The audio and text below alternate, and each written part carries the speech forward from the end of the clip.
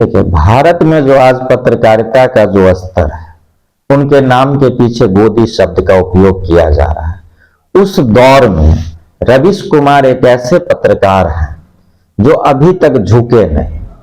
वो एक ऐसे पत्रकार हैं जो धर्म का सहारा नहीं लिया।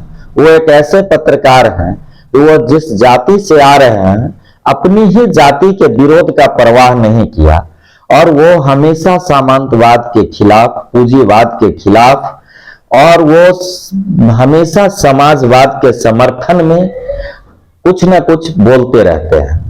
वो देश की चिंता करते हैं, वो जनता की आवाज है। बाद बाकी जो पत्रकार हैं वो सरकार की आवाज है। एक लौता आज के डेट में रवीश कुमार एक ऐसे पत्रकार हैं जो जनता की आवाज है। वो जनता की मन की बात को रखते हैं।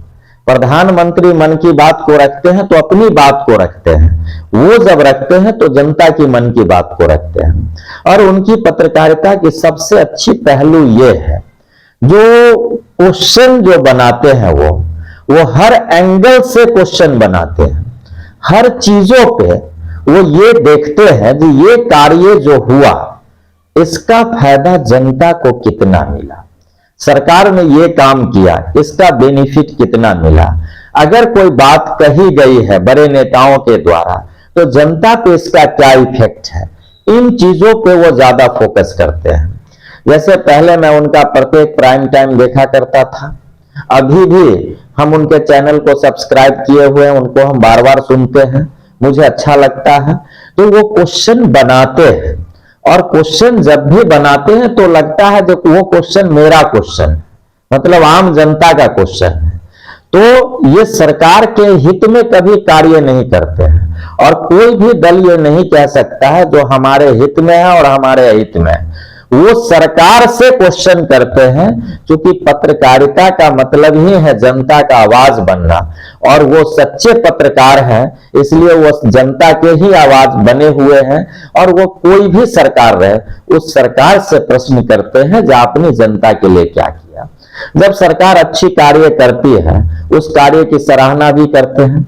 अगर हम आज 2-3 दिनों के हाल को अगर देखें तो सारे पत्रकार ये लिखे या ये बोले जो विश्व में भारत का बजा डंका, चीन हुए परेशान, पाकिस्तान हुए बेहाल, इस तरह के जब स्लोगन्स लिखे, उस समय मैं रवीश जी का देख रहा था, उन्होंने लिखा जो भारत के G20 समिट में भारत ने अपनी थू-थू करवाई।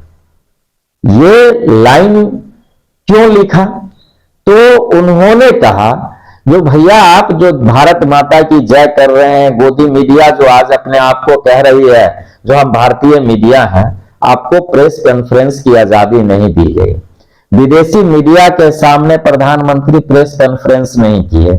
भारतीय मीडिया को बाहर से कहा गया जो भारत माता की जय का नारा खूब लगाइए, हम आपको कोई वाइट नहीं देने जा रहे हैं।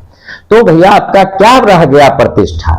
आप जनता के बीच में उन बातों को तो दिखा ही नहीं पा रहे हैं जो उसमें हुआ क्या, G20 के सम्मेलन में क्या हुआ, कौन से नेता ने अपना क्या वक्तव्य दिया, ये तो आपने जनता के बीच रखा नहीं। सिर्फ आप इसमें लगे हुए हैं जो मोदी जी के कारण G20 की बैठक दिल्ली में हुई, इस पे लगे हुए। तो रवीश कुमार यहाँ पे इस प्रश्न को अगर रखे जो भाई आपको ये दिखाना चाहिए कि G20 में आखिर हुआ क्या, जो दूसरे देश के जो प्रतिनिधि आए उनका क्या नजरिया था भारत के प्रति, वो क्या कहना चाह रहे थे भारत के लिए, इन चीजों को भारतीयों के बीच में जाना चाहिए था और इन चीजों को पहुंचाने का काम रवीश कुमार कर रहे हैं। जैसे प्रधानमंत्री अपनी वाहवाही लूट रहे थे, भारतीय मीडिया कह रहा था कि विदेशों में भारत का डंका बजा, उसी वक्त रवीश कुमार उन न्यूज में से जो बाइडेन के कहे हुए उस वक्तव्य को लाके रखा जिसमें जो बाइडेन भारतीय मीडिया, भारतीय जो प्रेस के में जो आने वाले बयान थे, भारत में मानवाधिकार का क्या उपयोग हो रहा है, भारत में दलितों पे क्या अत्याचार हो रहा है, क्या शोषण हो रहा है, बाइडेन ने जो प्रश्न रखा जो प्रधानमंत्री से, जो आपके इस पे क्या राय है, इन बातों को रवीश कुमार रखे, न कि वो ये रखे जो मोदी जी के कारण पूरे वर्ल्ड में डंका बज गया। ये डंका कई बार बजते रहे। भारत आज नया देश नहीं है, ये धरती के साथ बना हुआ देश है, तो इस देश के लिए डंका बजाने की जरूरत नहीं है। हम इतिहास में विश्व गुरु रह चुके हैं, तो दोबारा बनने की जरूरत नहीं है। जिस दिन अच्छे कर्म करेंगे जरूर बन जाएंगे।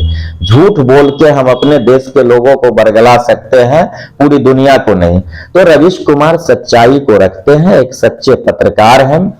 अडानी जब एनडीटीवी को खरीद लिया तो उन्होंने अपनी नौकरी तक को त्याग दिया। तो ऐसे राष्ट्रभक्त पत्रकार को मेरा सलाम है। ऐसे राष्ट्रभक्त पत्रकार अगर 10 हो जाए तो देश की स्थिति समझ सुधर जाएगी। देखिए, जहां तक पत्रकारिता की बात है और उसमें रवीश कुमार का बात है, तो जितने भी चैनल हैं उनका अपना अपना अलग अंदाज है।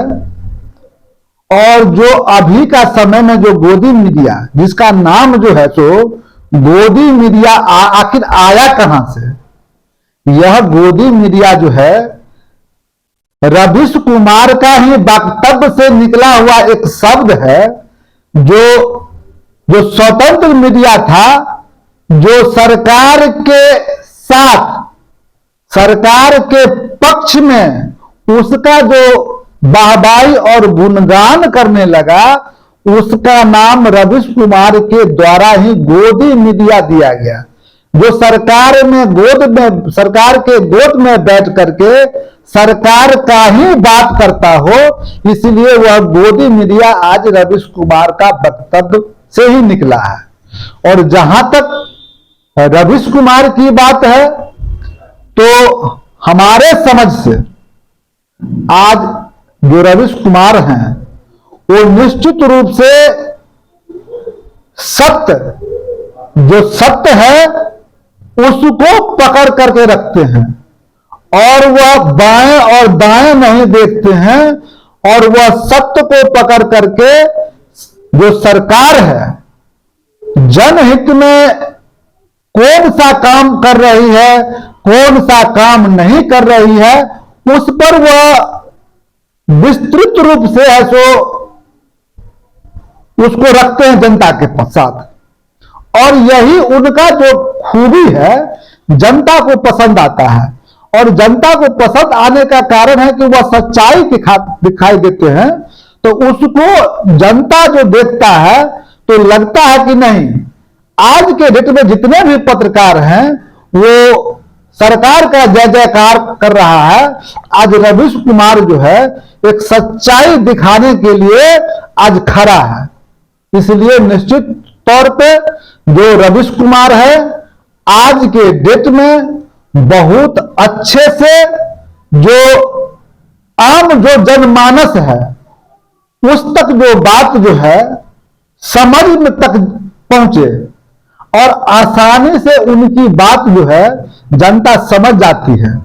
बाकी जो पत्रकार हैं, जो गोदी मीडिया है, वो इतना जोर जोर से सरकार का गुणगान करके चिल्लाता है कि लोगों को आधा बात समझ में आता है और आधा बात केवल लगता है कि सरकार का जय हो रहा है, सरकार का जय हो रहा है।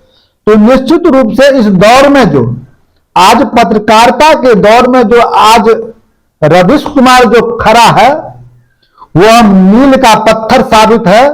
निश्चित तौर पे ऐसे पत्रकार को सलाम करना चाहिए।